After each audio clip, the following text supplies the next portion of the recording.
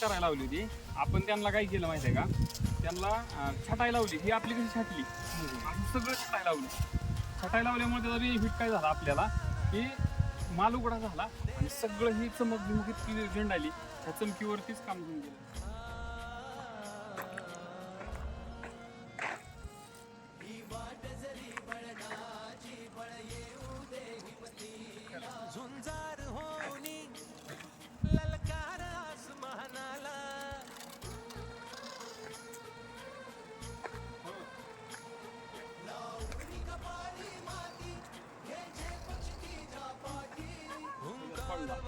वलाव्यात पडला तर ते काय जाणार तसलं काय आपलं स्टील मला पडला नाही. हे तसलं काही जाणवत नाही. मी तीस स्प्रे आपण बाग सुकले त्यांनी 10ला स्प्रे चालू केले दिवसा 5 वाजले दिवसा स्प्रे आणि माल बघा तुम्ही सगळा आत नाही.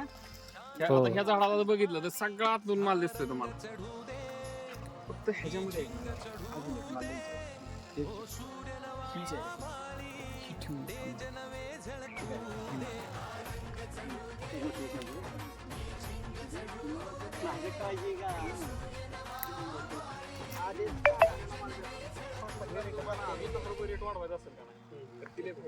गोटी वडून घेतली पाहिजे.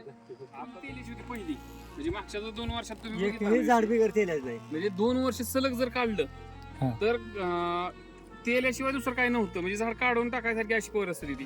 पण तरीही बाग ही तेल्याची बाग इतक्या क्वालिटीची येऊ शकते, ती बी एवढ्या पावसाच्या वातावरणात.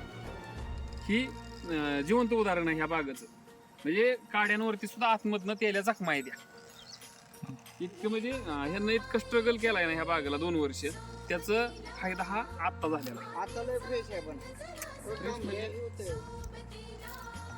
अहो साईज आणि हिन बघा तुम्ही, म्हणजे कुठलाच रोग नाही सध्या जर बघितलं ना.